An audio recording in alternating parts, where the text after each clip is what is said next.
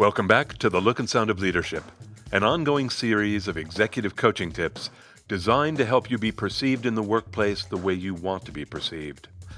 I'm Tom Henschel, your executive coach, and today we're talking about how to answer, "Tell us about yourself." Kendra was focused on job interviews. She dedicated a good portion of every coaching session to developing the skills she would need to land a position at her level. We composed emails together. We discussed managing recruiters. We analyzed conversations she had had. We strategized about the background information she discovered. And then she had her first interview. She thought it went relatively well, except for one part. Annoyed, she said, "I really flubbed it when they asked, 'Tell us about yourself.'" "Flubbed it how?" I asked. "I started rattling off my work history. I basically told them my whole resume. Halfway through, I thought, why am I telling them this? They can read this for themselves. But I couldn't stop. I didn't know what else to talk about." "Oh, I'm sorry," I said. She said, "So I have a whole bunch of questions for you, because I still don't know the answer. What am I supposed to say when they ask that stupid question?" "You think it's stupid?" I asked. "Don't you?" she answered. "No," I said. "If they want to give me permission to talk about any part of my life I choose, I'll take that choice and say thank you. It's like I'm a painter and they hand me a blank canvas and they say, 'Please, Mr. Henschel, be sure to paint yourself in the most flattering light possible.' As long as I'm prepared, no, I don't think it's a stupid question at all." By the time I finished, she was nodding in agreement. She said, "But we're back to the same point. What am I supposed to say?" I looked at her. "What do you want to say?" "Well, I'd like to tell them all sorts of things," she said. "I'd love to tell them I'm Swedish. I'd like to tell them what family means to me. I'd also like to tell them about this amazing work I've been part of and how I really helped it be successful. So I could talk family, I could talk work, I could talk vision, I could talk relationships. I don't know what to talk about." "Kendra," I said, "that is such a great list." "Well, it's like too much choice. Where do I start? How do I choose?" "Can I play a thought exercise with you?" I asked. "Okay," she said. "Okay. So, imagine the interview is over. Now, imagine you are the person who interviewed you. You're going to go back to work, and people are going to ask you, 'How was Kendra in the interview?' What 3 words do you want your interviewer to say about you?" With little hesitation, she said, "Smart, determined, creative." I said, "Great. Smart, determined, creative. Now, look back on that first list, that list of all the things you could talk about, being Swedish and family and work and all the rest. Are there things on that list, things you have lived through, where all 3 of those qualities were present? Smart, determined, creative? Was there a time in your life like that?" "Actually, there was," she said. "Oh, it was a whole opportunity I created with some random company I found online somewhere in Mississippi. That whole expansion of the business is a perfect example of me being smart and determined and creative. It was great." "Okay, then," I said.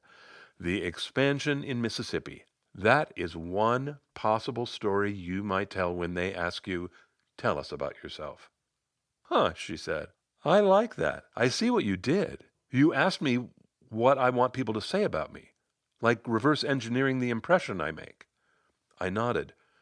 "You take what you want people to say about you, and then you look for something in your life that illustrates those words. So it might be a business expansion, but it could be a story from your family, or something you learned as a girl in gymnastics. Choose an example that's going to illustrate those words." "Oh, wow," she said. "There's a family story I could tell. I really helped out my sister-in-law. It was a group effort, but I really led the charge. I was smart and determined and creative through that situation, too. That would be interesting to use as an answer to 'Tell us about yourself.' It's a story about family, which to me means teamwork. Oh, I could definitely talk about that. How long do you think it should be?" "What's your tendency? How long feels right to you?" I asked. "I don't know, a minute, 2, maybe. I don't want to sound like I'm reciting a speech." Oh, I completely understand, Kendra. Keeping repeated material fresh is a whole skill all its own. We can talk about that, I said. But for now, let's stick with how long should you talk? I would say no more than 3 minutes. When you have a story to tell, like about your sister-in-law or the Mississippi expansion, that kind of thing can spill way over 3 minutes. I would keep your eye on the time. She asked, "Do you rehearse and time yourself?" I do, yeah. She said, "So, the clock starts when they say, 'Tell us about yourself.' At that point, I have 3 minutes to talk about something in my life that will illustrate the qualities I've chosen to represent me. Am I getting it right?" "Perfect, yeah," I confirmed. "Am I ever going to say the actual words, smart, determined, creative?" she asked. "You might," I said. "Whether you do or not, I think it is important. Tell them why you chose that story. Why does that story make you a more attractive candidate? Make your point. And maybe that's when you say those 3 words. Maybe." "You know what else I could do?" she asked, thinking out loud. "I could tell 3 shorter stories, one about each word, more like a list. I could talk about a situation when I was smart, a situation when I was determined, and a situation when I was creative. I could answer that way. It's the same 3 minutes." "I could absolutely see that," I said. I went on, "If you decide to highlight 3 attributes, try and keep them distinct like you just did. Make them 3 separate pillars, not one long interconnected bridge." "Oh my gosh," she said. "Oh, I was just thinking about this. I have this guy on my team. He is pure stream of consciousness. I have the worst time following him. One thought flows into the next without any separators. I just figured it out like a month ago. His ideas don't always connect. They're individual pillars, not bridges. Oh, he's exhausting to listen to." I said, "That's one of my concerns about the way people answer 'Tell us about yourself.' I think people just start talking. They're hard to follow. Their ideas aren't clear." She said, "Well, that's how I felt when I flubbed up this interview, so I'm glad for the prep. What haven't I asked you yet?" I answered, 2 things I'd say at this point. One, I just want to go a tad deeper on the idea of keeping 3 qualities distinct. Don't be afraid to start with a number. You know you have 3 items, so they say, "Tell us about yourself." You reply, "I was thinking about that question, and here's how I'd answer it today. I'd like you to know 3 things about me. The first is that I'm smart," and you're off for a minute on being smart. And then you say, "The second thing about me is that I'm determined," and you're off for a minute on that. And then the third one, you structure your ideas. You keep them distinct. "Okay," she said, ready for the second idea. The second idea relates to that 3-word tool. It's funny. This exact piece of advice came up at dinner with an old friend last week. 20 years ago, this friend wrote a business book that became this big bestseller. And in the space of a couple months, she got famous. It was really great. It really was. One thing we all got excited about was when she was first invited onto the Today Show. So last week at dinner, she was remembering how nervous she had been and how a piece of advice I gave her really calmed her down. And I didn't remember this at all, but it was essentially the same question I asked you. What 3 words do you want people to say about you after they've seen you on TV? She said having those words helped her get clear, but not just on the interview, through the whole experience. She used those words from the time she entered the lobby until she got in the cab afterwards. Kendra said, "Like I could use mine through the whole interview process, even with the recruiter." "You could," I agreed. "Who's your friend, by the way?" she asked. "Lois Frankel," I said. She wrote, and then Kendra said the title along with me, "Nice Girls Don't Get the Corner Office." Kendra said, "I read that book. I like that book." Kendra ultimately chose the Mississippi expansion story as her answer to "Tell us about yourself." As she crafted her answer, she worried once again about sounding like she was giving a speech. I was glad to be able to refer her to Keeping Repeated Material Fresh, a 2007 episode of The Look and Sound of Leadership. Before I dive into ideas about "Tell us about yourself," I want to address this little idea that popped up at the very end of my conversation with Kendra. All of a sudden, she and I were talking about this completely different skill, the skill of keeping repeated material fresh. If you end up devoting time to crafting your answer to tell us about yourself, it's likely that keeping repeated material fresh is going to pop up at some point. So I want to help you in advance. I have a tool to share, well, actually two. The first one is just the short answer. If the question is, how do you keep repeated material fresh? The answer is, stay present. Every time, stay connected to your ideas. Nothing else. That's the short answer. But here's the longer answer, and this is the second tool. It's an episode called Keeping Repeated Material Fresh. The link is in the show notes. It's a 5-minute listen from 2007, and it has 3 really good tools for keeping repeated material fresh.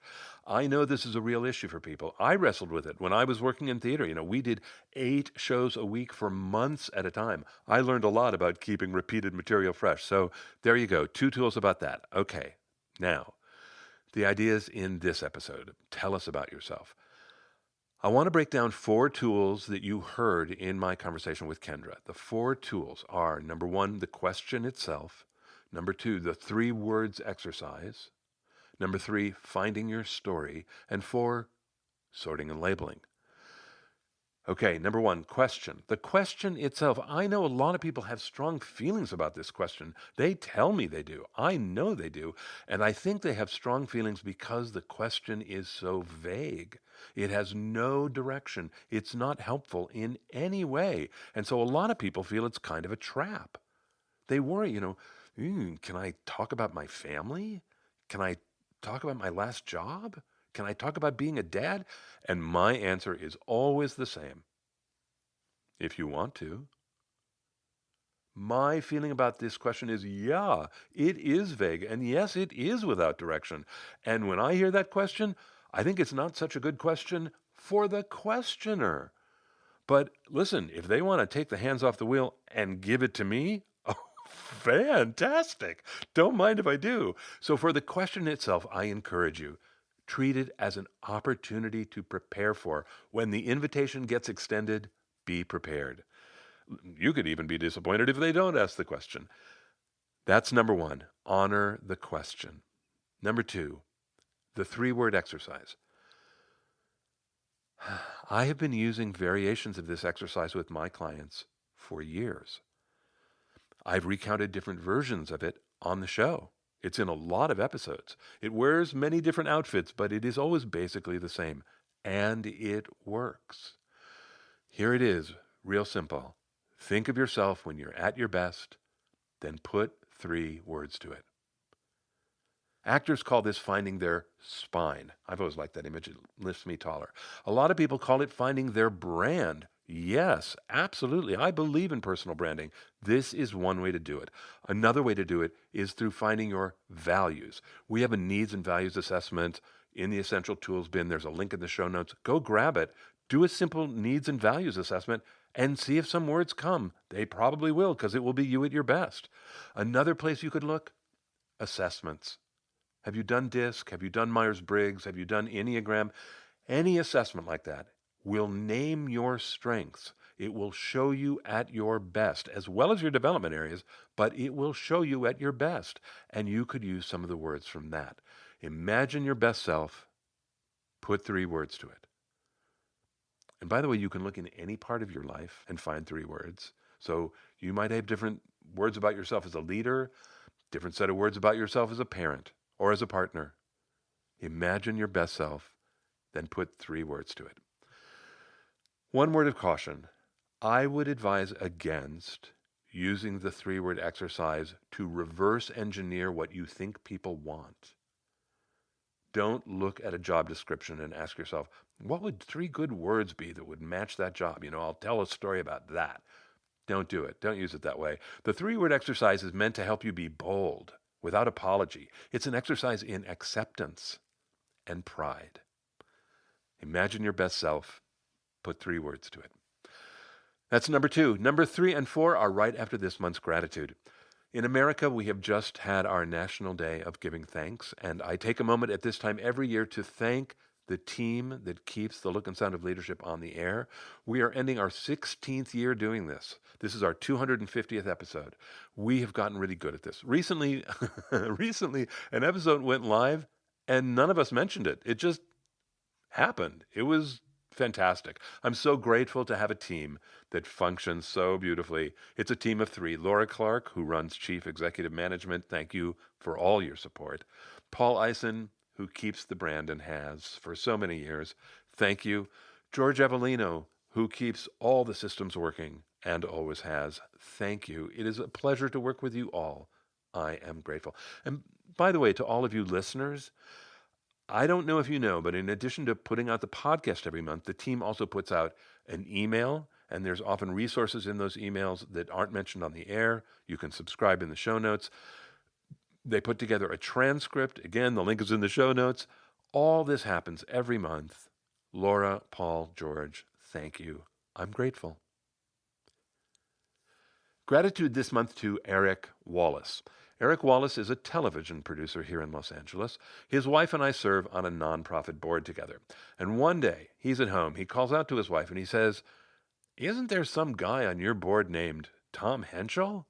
And she goes, "Yeah."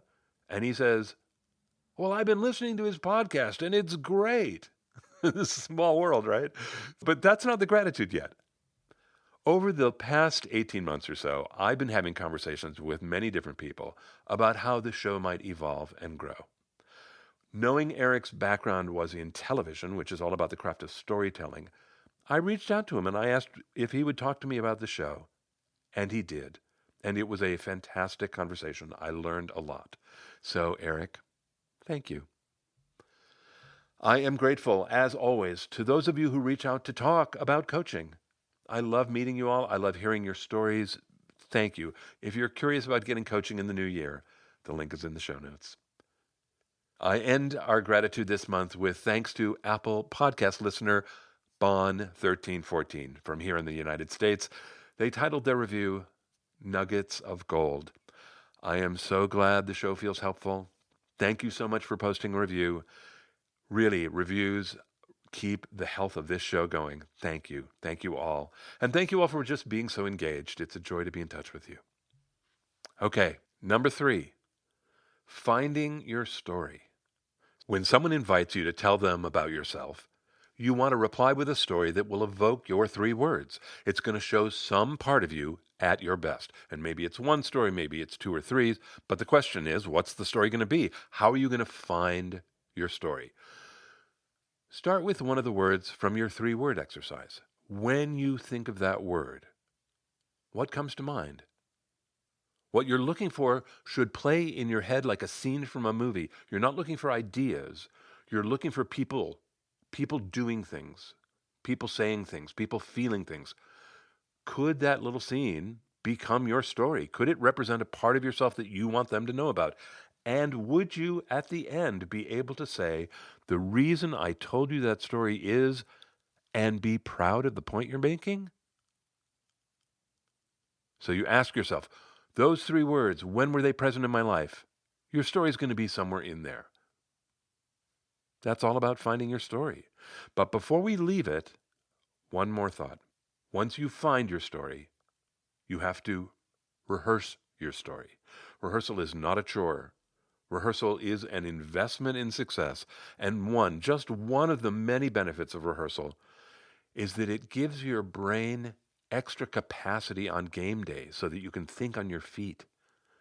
There's a whole episode about rehearsal. The link is in the show notes, along with the one about keeping repeated material fresh. So go find them. I hope they're helpful. And now number 4, my old friend, sorting and labeling. Listen, I did sorting and labeling during the episode. Maybe you recognized it. That whole section about, I want to tell you 3 things. The first thing is that I'm smart, and second, I'm determined. That whole section, that was sorting and labeling. I often say sorting and labeling is the fastest way to sound executive. There is an episode about it. The link is in the show notes. There's a PDF about it. The link is in the show notes. It's easy to learn. And when someone asks you, tell me about yourself, you can sort and label. It will make you sound fantastic. Check it out. I hope you're excited about crafting a piece of communication like that. When you're ready for the next step, you could search the archive in 3 categories: communication skills, executive presence, presentation skills. And if you want to dive into specific episodes, there are the 3 that I mentioned during this episode: keeping repeated material fresh, the power of rehearsal, and sorting and labeling. 3 others are becoming expert, gravitas, personal branding. All the links are in the show notes. Help yourself. Okay. I wish us all a healthy year of growth and discovery. That's it from me. Until next time, I'm Tom Henschel. Thanks so much for listening.